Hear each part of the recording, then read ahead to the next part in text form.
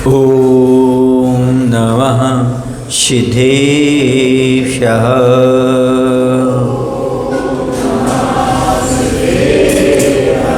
ॐ नमः सिद्धेभ्यः।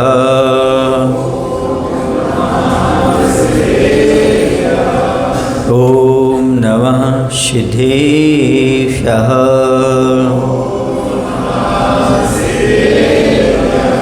नमः श्रीवर्धमानाय निर्धूतकलिलात्मने सालोकानां त्रिलोकानां यद्विद्या दर्पणायते यद्विद्या दर्पणायते। बोलिए अहिंसा परमो धर्म की। देवादेव श्री मूलनायक शंभुनाथ भगवान की, आचार्य कुंद महाराज की, आचार्य गुरुदेव भगवान श्री विद्यासागर जी महाराज की।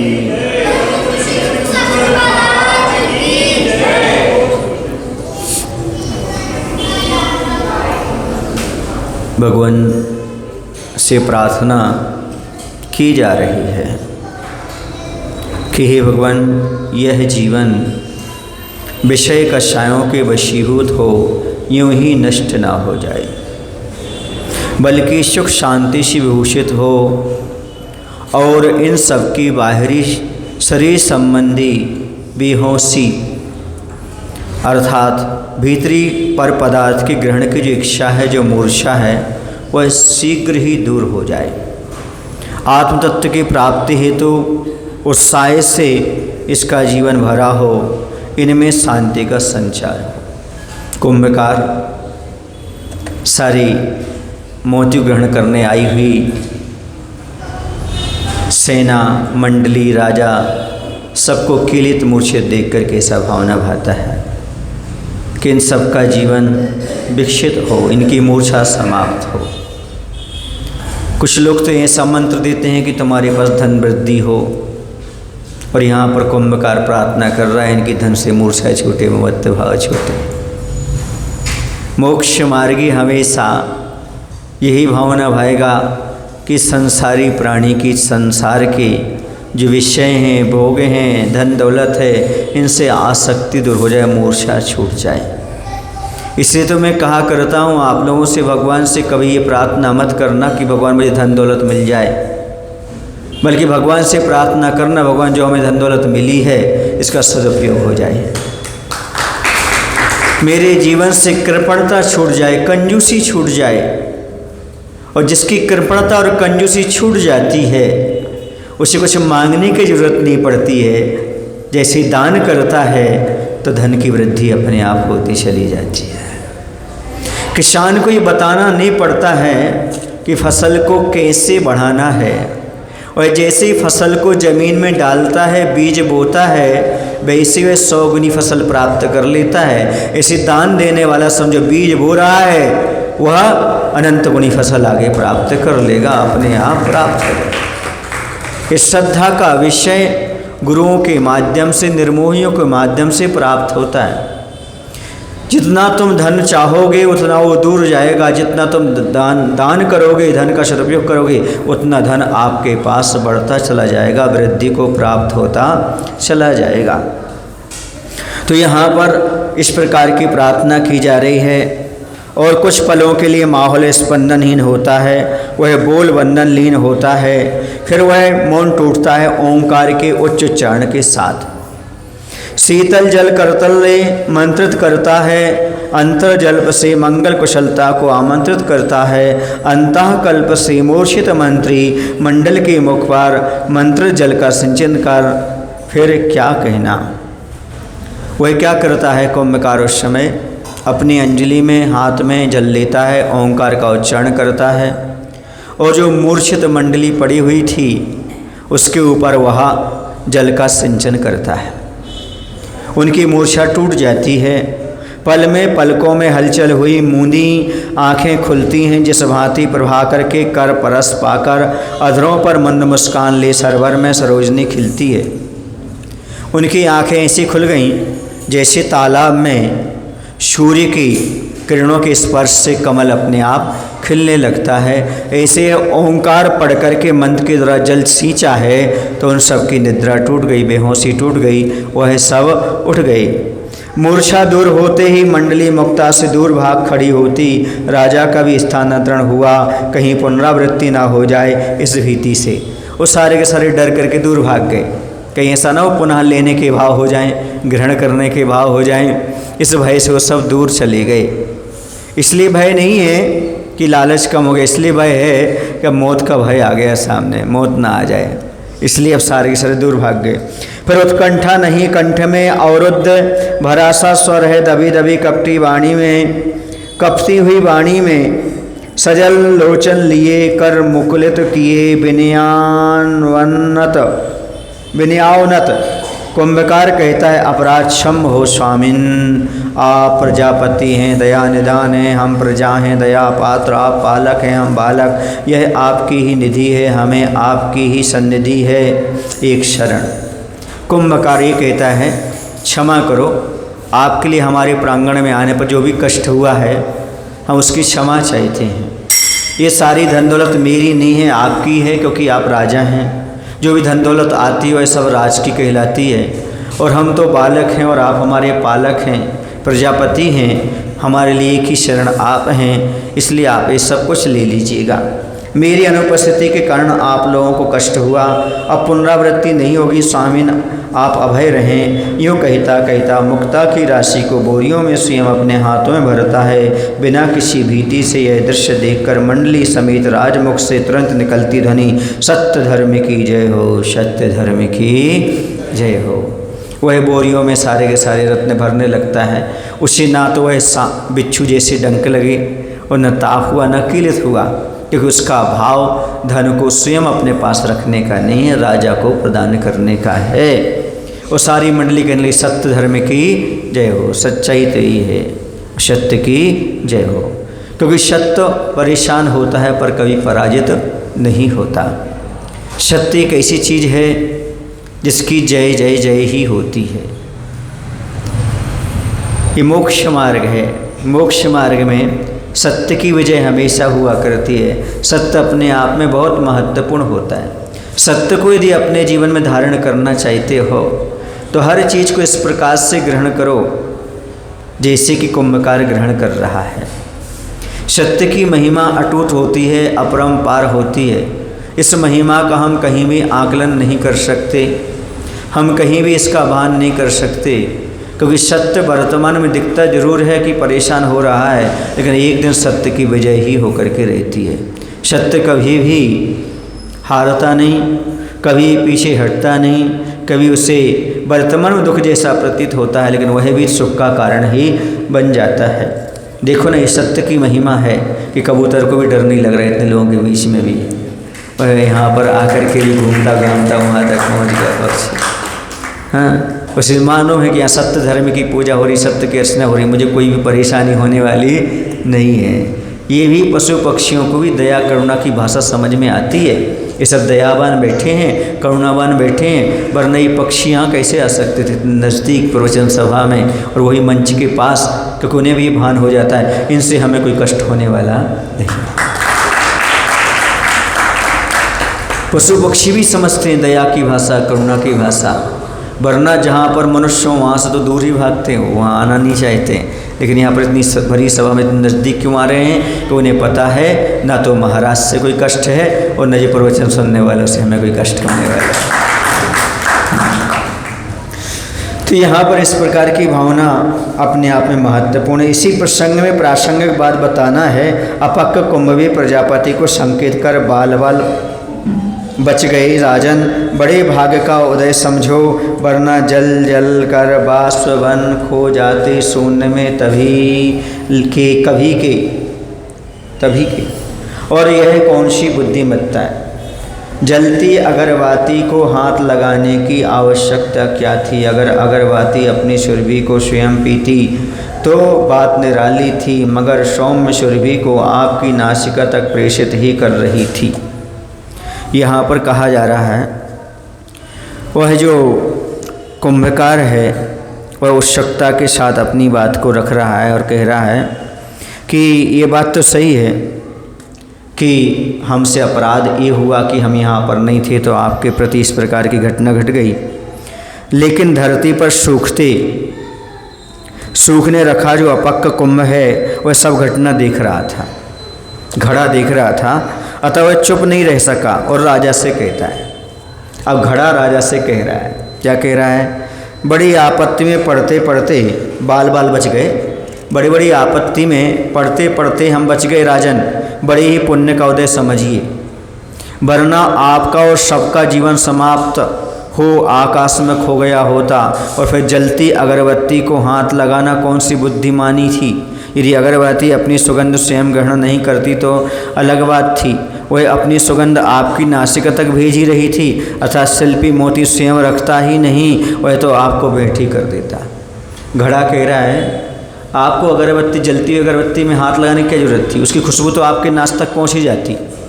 आपको ये धन दौलत जो यहाँ पर बरसी है मोती रत्न, वो लेने की क्या ज़रूरत थी आपको? कुंभकार स्वयं बोरी भर के आपको दे देता, आपके यहाँ तक भेज देता, ये करने की ज़रूरत क्या थी आपकी?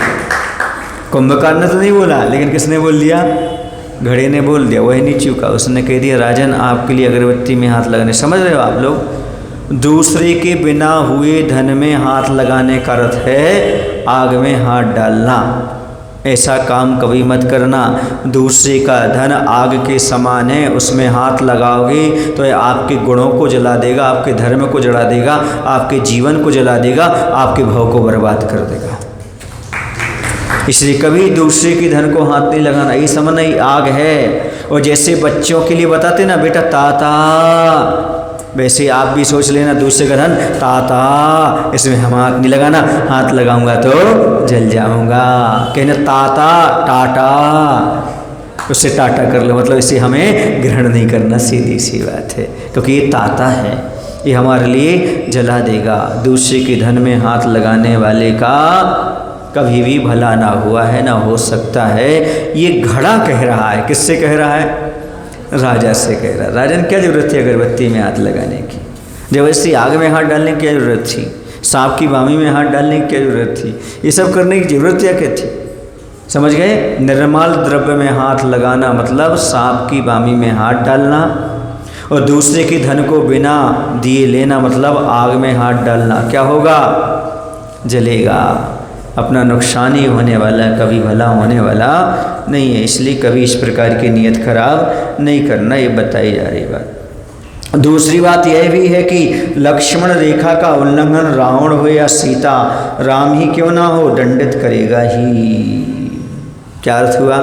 राजा को संबंध दिया जा रहा है। ये मत समझो कि प्रजा गलत काम करे तो प्रजा के लिए दंड मिले, दुख मिले, नहीं, राजा भी गलत करेगा तो उसको ही फल मिलेगा, क्योंकि मर्यादा का जो भी उल्लंघन करेगा उसे दुख मिलता ही है। अर्थात मर्यादा का अर्थ लक्ष्मण रेखा, चाहे सीता उल्लंघन करे, चाहे लक्ष्मण उल्लंघन करे, चाहे राम उल्लंघन करे, कोई भी करे, जो मर्यादा से बाहर आएगा उसे कष्ट मिलेगा ही मिलेगा। ये राजा को संबोधन दिया जा रहा है, राजा को संबोधन मिल रहा है कुंभ की तरफ से। कभी भी मर्यादा को उल्लंघन नहीं कर रहा, मर्यादा में रह करके जीवन जियो, क्योंकि मर्यादा वादा करती है मंजिल पर पहुंचाने का। मर्यादा तो वादा है मंजिल पर ले जाने का। जो मर्यादा में रहते हैं वो हमेशा सुखी रहते हैं, जो मर्यादित कार्य करते हैं वो हमेशा सुखी रहते हैं, जो मर्यादा को खो देते हैं वो हमेशा दुखी रहते हैं। चाहे वह कोई भी हों, जो भी मर्यादा में रहे वो सुखी हैं, जिन्होंने मर्यादा खोई है वो दुखी हैं, आज भी हैं, थे और आगे भी रहने वाले हैं। जहाँ जाओगे वहाँ पर मर्यादा का पालन करोगे तो सुखी होगे। इस पर मैं आपसे एक बात कहना चाहता हूँ। आप लोग कोई खेल खेलते हैं? बोलो। हर खेल में एक रेखा होती है, क्रीज, क्या बोलते हैं उसको? क्रीज होते हैं। यदि आपने क्रिकेट का खेल खेला तो उसमें आपने क्या किया? क्रीज में रह करके छक्का लगाया, कोई बात नहीं। और यदि आपका छक्का नहीं लग पाया और आप क्रीज से आगे बढ़कर खेल गए, और यदि पीछे जो विकेट कीपर खड़ा है, यदि उसके हाथ में बॉल आ गई, उसने आपको लगा, क्या हो गया? और यदि आप क्रीज के अंदर हैं, कितना कुछ भी कर ले, आप आउट होने वाले नहीं है। लेकिन यदि आप नॉट आउट रहेंगे और यदि आपने क्रीज में के बाहर आए तो गड़बड़। ऐसे आचार्य कहते हैं मर्यादा में रहकर कुछ भी करो, आपको कोई आउट नहीं कर सकता, दुखी नहीं कर सकता। मर्यादा के बाहर जब भी काम करोगे कोई भी आपके लिए दुख पहुंचा सकता है, कहीं भी आपको दुख प्राप्त हो सकता है। जैसे प्रत्येक खेल में एक रेखा होती है, उसे मर्यादा रेखा कह सकते हैं, तभी आप खेल में आनंद ले सकते हैं, जीत सकते हैं, आप जमे रह सकते हैं। वैसे जीवन में भी एक मर्यादा रेखा है, जो मर्यादा के भीतर काम करते हैं वो कभी आउट नहीं होते, कभी उनकी भत्सना नहीं होती, वो हमेशा प्रशंसा के पात्र होते हैं और जिंदगी के मैच को जीत लिया करते हैं। इसलिए अपने जीवन में मर्यादा रेखा बना करके चलो, रेखा के अंदर ही काम करो, मर्यादा का उल्लंघन कभी मत करो। मर्यादा का उल्लंघन करने वाले हमेशा दुखी थे, हैं और रहेंगे, और जो मर्यादा का पालन करते हैं वो सुखी थे, हैं और आगे रहेंगे। मर्यादा से बाहर काम नहीं करना। यद्यपि शुद्धम लोक वृद्धम ना करणीयम ना चरणीयम ना वदनीयम। यद्यपि आप शुद्ध हैं पर फिर लोक वृद्ध नहीं बोलना चाहिए, लोक वृद्ध नहीं करना चाहिए, लोक वृद्ध कोई भी विचार नहीं रखना चाहिए। ऐसा यहाँ पर बात कही जा रही। कोई भी वो दंड तो उसे मिलेगा ही मिलेगा जो भी लक्ष्मण रेखा का उल्लंघन करेगा। जैन दर्शन में कोई लक्ष्मण रेखा नहीं है, फिर भी यहाँ पर ये कहा जा रहा है, क्या कहा जा रहा है? मर्यादा को बांधने के लिए कहा जा रहा है। जैन दर्शन में ऐसी कोई रेखा नहीं खींची गई थी पद्म पुराण के अनुसार, फिर भी समझने की बात यह है कि मर्यादा का उल्लंघन कभी हमें नहीं करना चाहिए। यदि कोई कहे कि सीता जी ने उल्लंघन किया था, तो सीता ने तो अच्छे काम के लिए किया था। कौन से अच्छे काम के लिए किया था? कोई साधु आ गया तो उसको दान देने के भाव किए थे। जब अच्छे कार्य के लिए उल्लंघन करने पर दुष्परिणाम भोगना पड़ सकता है, तो जब बुरे कार्य के लिए मर्यादा का उल्लंघन करोगे कितना दुख भोगोगे, ये समझ लो आप। इससे इतनी शिक्षा ले लेना, अच्छा करने के लिए भी तुम यदि मर्यादा से बाहर आते हो तो दुख भोगना पड़ता है, पर बुरा करने के लिए यदि आप मर्यादा के बाहर आओगे तो दुख का कोई भी पार नहीं रहेगा। इसलिए जीवन में कभी भी मर्यादा का उल्लंघन नहीं करना, मर्यादा में रह करके चलो, आपको आनंद का अनुभव होगा। अब मर्यादित जीवन समझ लो पटरी से उतरी हुई ट्रेन की भांति है, जो जाएगी तो कहीं नहीं, लेकिन जो भी उसमें सवार होंगे वो सब बर्बाद हो जाएंगे, समाप्त हो जाएंगे। इसलिए हमें पटरी से अपने जीवन को नहीं उतारना, अपने जीवन को पटरी पर रख करके चलना है। अधिक अर्थ की चाह दाह में जो दग्ध हो गया है, अर्थी प्राण अर्थी त्राण यूं जान मान कर अर्थ में ही मुग्ध हो गया है, अर्थ नीति में वह विदग्ध नहीं है। आचार्य भगवंत यहाँ पर कह रहे हैं कि जरा विचार करो कि ये कुंभ कह रहा है आपका और हमारा जीवन कैसा है, किस रूप में है। तो लक्ष्मण रेखा का उल्लंघन राजा तुमने कर दिया और तुम मूर्छित हो गए, तुम दुखी हो गए।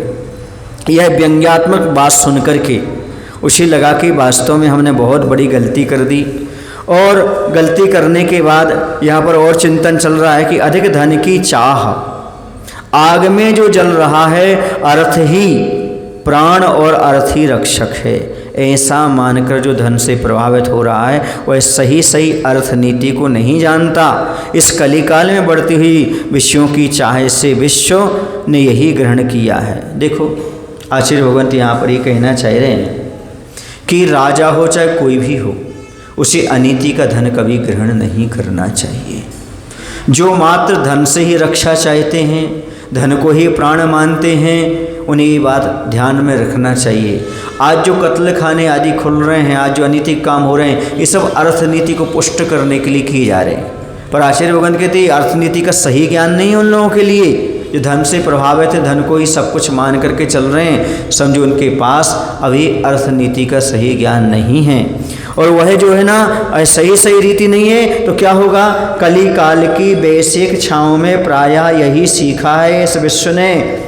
वैश्य वृत्ति के परिवेश में वैश्यावृत्ति की वैयावृत्त। क्या कहा जा रहा है? आज व्यापार की आड़ में किसी भी तरह न्याय अन्याय से धन अर्जित करना ही लक्ष्य बन गया है। सारी लोक लाज को छोड़कर तन का ही व्यापार हो रहा है। आजकल कलिकाल का प्रभाव लगता है। धन के लिए क्या हो रहा है? वैश्य वृत्ति की जगह कौन सी वृत्ति आ गई? अब मुख से कैसे बोलूं उसको? ये धन के कारण हो रहा है। मात्र वैश्य वृत्ति का अर्थ था पशुपालन और खेती। चलो वो नहीं चल पाया, व्यापार आ गया, फिर भी व्यापार के बाद ऐसा आ गया कि नौकरी आ गई, फिर भी ठीक है, लेकिन ये कौन सा है? देह का व्यापार करना। ये महान पाप आज संसार में चल रहा है। ये कलयुग का प्रभाव कहें आचार्य भगवान कह रहे। किसका प्रभाव है? कलयुग का प्रभाव है कि ऐसा घिनौना पाप करके पैसा कमाने की इच्छा आज का व्यक्ति कर रहा है। इस प्रकार का कहीं ना कहीं, और बुरा नहीं मानना, इसकी चपेट में आप भी हैं। क्यों है? क्योंकि आपका पैसा बैंक में जा रहा है, और बैंक का लोन कहाँ कहाँ जाता है, किस किस क्षेत्र में जाता है, आपको मालूम है क्या? कहाँ कहाँ खर्च होता है। इसलिए इस बारे में विचार करना। ये कलयुग चल रहा है, कौन कौन से व्यापार में आपका पैसा जा रहा है, कहीं ना कहीं से आपकी अनुमोदना जा रही है वहाँ पर। इसलिए एक बार आचार्य ने कहा था, जैनियों को अहिंसा बैंक का निर्माण करना चाहिए। वो जैनी जैनों के पास हो और ऐसे बैंक बनाओ जिससे पैसा इकट्ठा किया जाए, उसके बाद वो पैसा उनको दिया जाए जो सात्विक व्यापार करते हैं। ऐसे व्यापार में आपका पैसा नहीं जाना चाहिए, वरना कहीं ना कहीं से आप सप्त व्यसन की अनुमोदना के पाप में चले जाएंगे। ऐसे घिनौने पाप संसार में चल रहे हैं, इसलिए इससे बचने की आवश्यकता है। यही बात आचार्य यहाँ पर आप सभी के लिए उपदेश के रूप में घड़े से कहलवा रहे हैं। किससे कह रहे हैं? घड़ा कह रहा है ये सब बातें। किस प्रकार की स्थिति कैसे होगी राजन, ऐसा क्यों कर रहे हो आप? सोचो, विचार करो। कुंभ के व्यंग्यात्मक वचनों से राजा का विशाल भाल एक साथ तीन भावों से भावित हुआ। लज्जा का अनुरंजन, रोष का प्रसारण, आकुंचन और घटना की यथार्थता के विषय में चिंता मिश्रित चिंतन। देखो यहाँ पर थोड़ा आप विचार करें कि जो धन आपने इकट्ठा किया, आचार्य तो ये कहते हैं पदोनंदी पंचविंशति का ग्रंथ में, जो आपका पैसा दान के अलावा अन्यत्र कहीं भी लगता है वह सब कर्मबंध का कारण है। चाहे भोगोप में लगाओ, चाहे बैंक में लगाओ, चाहे किसी भी कार्य में तुम लगा रहे हो, उस सब में पाप कर्म का बंध ही हो रहा है। यदि पैसा कोई सार्थक आपका लग रहा है तो मात्र वो ये है जो दान पुण्य में लग रहा है, बाकी सब कर्म का बंध करा रहा है। जितना भी पैसा आप जहाँ भी लगा रहे हो, अब आप स्वयं सोच लो कितना परसेंट दान में जा रहा है और कितना परसेंट आपका अन्य जगह जा रहा है। जो दान में जा रहा है तो समझो वो आपके लिए पुण्य के बंध में और कर्म जरा में है, बाकी सारा का सारा धर्म पाप कर्म के बंध में जा रहा है। ये अक्षरशः आप श्रद्धा का विषय बना करके चलो। जो भी भोगों की सामग्री में आजीविका के निर्वाह में लगा रहे हो, ये सब कर्मबंध का कारण ही है। चाहे मकान का निर्माण हो, चाहे बच्चों की सबकी परवरिश में हो, चाहे भोग की सामग्री में, चाहे स्वयं भोग रहे चाहे दूसरे को दे रहे हो, सारा का सारा जो है वह कर्मबंध कराने वाला, ये कर्म का बंध करा रहा है। क्यों? क्योंकि उसमें कोई भी स्वउपयोग नज़र नहीं आ रहा। अरे आप लोगों कहीं स्वउपयोग नज़र, वहाँ पर सब स्वउपयोग में जा रहा है, सारा पाप कर्म का बंध करा रहा है। फिर इसके पीछे इतने पागल क्यों हो रहे हैं उस धन के पीछे? जैसे आप लोग धन कमाते समय ये भाव रखते हो कि ये पैसा मैं यहाँ पर इन्वेस्ट करूँगा, ये पैसा यहाँ इन्वेस्ट करूँगा, उसी समय यदि आपने ये सोच लिया इतना परसेंट पैसा मैं दान करूँगा, समझो आप उस पाप से बच गए, आपका खजाना पुण्य से भर गया। उसी समय आपने सोच लिया ये इतना पैसा मैं जमा करता हूँ और ये पैसा ऐसा सदुपयोग करूँगा। सोचो, विचार करो इस बारे में। ये आपने कहीं विचार किया? बच्चों के लिए इतना होगा, मकान के लिए इतना होगा, इसके लिए इतना होगा, लेकिन दान के लिए कितना आपने इकट्ठा किया? इकट्ठा जिनने किया है असला न्यास के समय वो निकाल देंगे, क्योंकि मैंने इकट्ठा किया था, इसी उद्देश्य से तो किया था, यहाँ पर दान दे देंगे। जिन्होंने नहीं किया वो भी भोग में ही लगे हुए हैं। कुछ लोगों को तो इतना भी मालूम नहीं होगा कि शिलान्यास कब है और कहाँ होना है। समझ रहे? समझो उनके भाग्य अभी बहुत दूर हैं, उनके भाग्य का ताला भी खुलने वाला नहीं है, लेकिन जो व्यक्ति उसमें सदुपयोग कर रहे हैं समझो उनकी किस्मत खुलने वाली ही है। क्यों खुलने वाली है? क्योंकि ऐसे कार्यों में जिसका धन लगता है समझो वही धन उसका है, बाकी सारा का सारा धन कर्मबंध का कारण बनाने वाला है। ये घड़ा कह रहा है। कौन कह रहा है? घड़ा कह रहा है। ये सारा का सारा हमारे लिए कुछ भी देने वाला नहीं है। कुंभ की व्यंग्यात्मक भाषा को सुन राजा का माथा भी एक साथ तीन भावों से भर गया। प्रथम लज्जा में डूब गया। पहला क्या हो गया उसका? लज्जा में डूब गया हुआ है, लज्जा का अनुरंजन कर रहा है। रोष का प्रसारण आकुंचन हो रहा है। दूसरा, क्रोध कम ज़्यादा होने लगा उसका, क्रोध घट बढ़ रहा है उसका। एक तो गुस्सा आ रही है कि घड़ा जो है ना मुझे उपदेश दे रहा है, तो ऐसा भी लग रहा है सही तो कह रहा है। कभी कभी छोटे को समझाते हैं ना तो असमंजस की स्थिति रहती है, सही समझा रहा है कि गलत समझा रहा है, ऐसा लगता है। तीसरा, घटना की सत्यता पर चिंता, मिश्रित चिंतन चलने लगा उसका कि घटना जो घटी कैसे घट गई, कैसे हो गया ये सारा। ये तीन भाव उसके सामने आ रहे हैं। पहला भाव कौन सा? उसे लज्जा का अनुभव हो रहा है, मैं बिना मांगे किसी की संपत्ति लेने के लिए आ गया, ये लज्जा का अनुभव हो रहा है। दूसरा, रोष का प्रसारण, क्रोध का घटना बढ़ना हो रहा। तीसरा, उस घटना को लेकर के चिंतन चल रहा है, ये घटना क्यों घटी, किसके पुण्य से घटी, मैं यहाँ पर क्यों आया, आदि आदि इस प्रकार का चिंतन चलता है। इंसान है तो सब प्रकार के चिंतन तो चलाता रहता है। आप लोग भी चिंतन चला रहे होंगे, एक मंदिर इतने पास है, दूसरे बनाने की आवश्यकता क्यों है। दूसरा चिंतन ये चल रहा होगा, हमेशा क्या दान करते रहें क्या। तीसरी बात ये भी आ रही होगी, अच्छा तो है, क्या बात हो गई, पास में ही तो हो रहा है। सब प्रकार के विचार आपके मन में उत्पन्न होते हैं, क्योंकि मनुष्य तालाब की भांति है जिसमें विचारों की तरंगें हमेशा उठती ही रहती हैं। लेकिन जो कार्यकारी होती हैं वो यही हैं कि सबका भला हो, ऐसी तरंगें उठें तो अच्छी बात हो।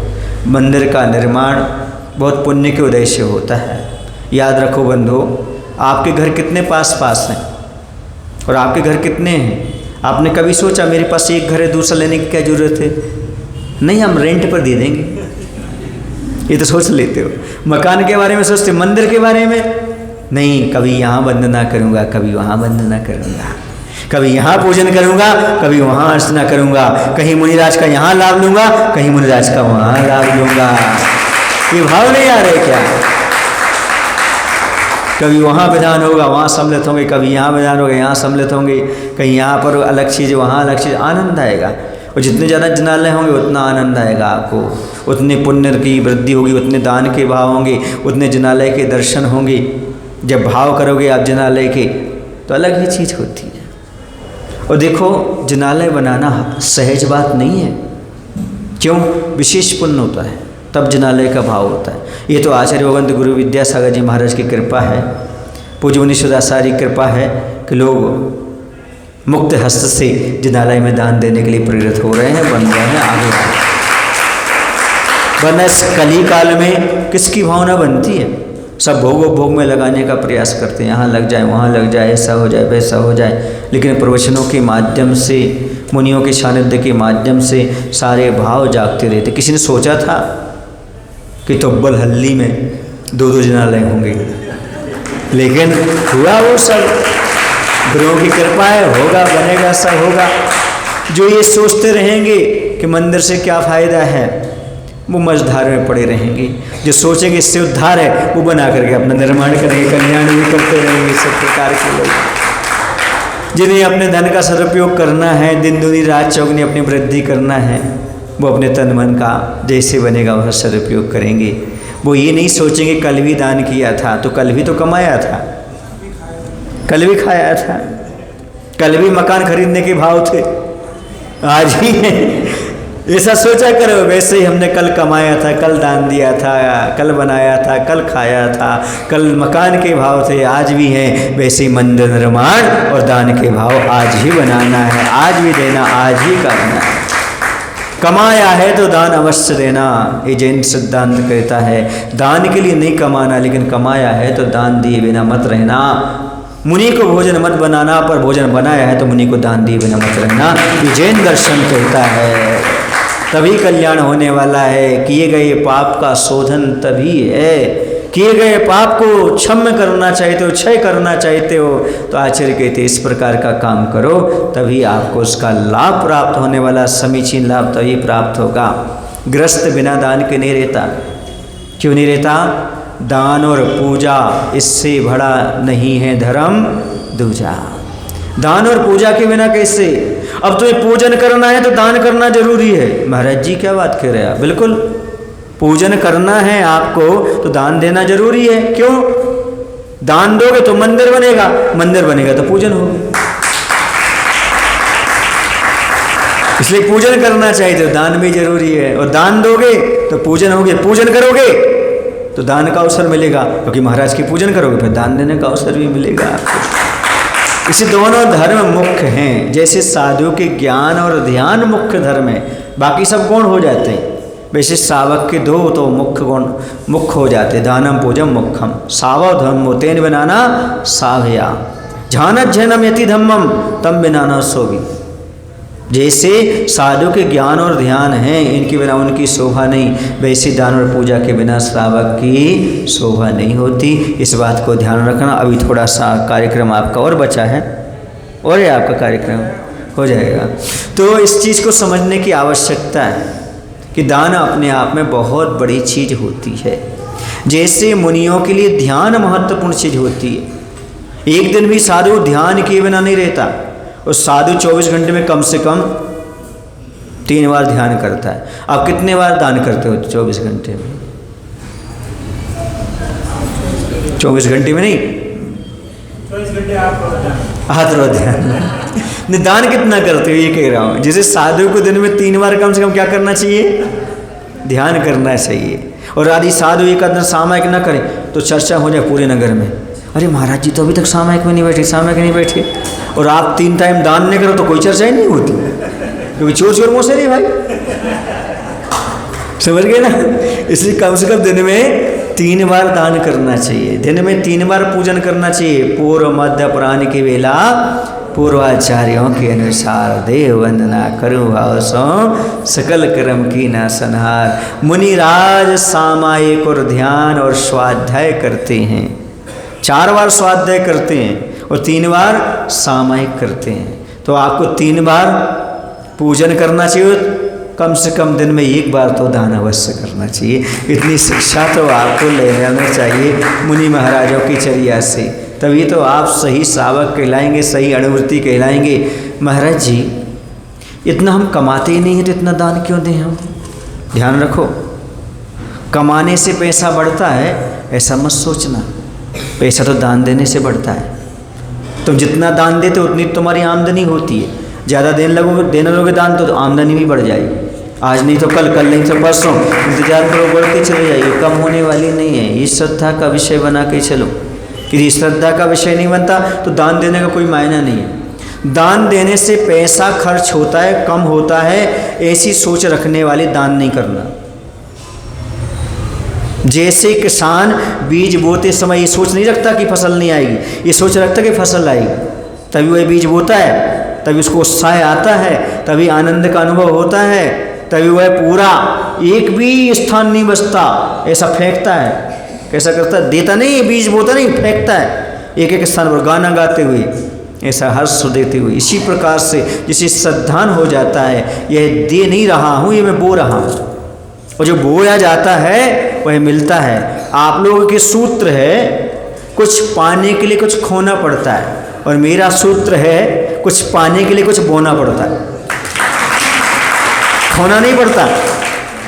ये किसान ये नहीं कहता कि मैं बीज खो रहा हूँ, वो बोलता है मैं बो रहा हूँ। इसी प्रकार आप दान दे रहे तो ये मत करना कि ये इन्वेस्ट हो रहा है, ये समझना ये जमा हो रहा है। तभी तो उस दान को धर्म मान पाएंगे आप। मतलब दान की क्रिया कहते हुए, क्रिया कांड कहते हुए कभी आप दान धर्म पा ही नहीं पाएंगे। आचार्यों ने गृहस्थों को दान धर्म कहा है, दान क्रिया नहीं कहा। आवश्यक उसका धर्म कहा है, इसे धर्म बनाने का प्रयास करना चाहिए। बोले महावीर भगवान की जय। आचार्य गुरु विद्यासागर जी महाराज की जय। हे प्रभु, हम सभी को इतनी शक्ति, इतनी बुद्धि देने की कृपा करो ताकि अपने जीवन में कमाए हुए धन का सही जगह सही उपयोग कर सकें और अपने जीवन में पाप को धोने का जो उपक्रम दान और पूजा का आचार्यों के द्वारा प्राप्त हुआ है उसको अपने जीवन में स्वीकार कर सकें। नमोस्तु भगवान।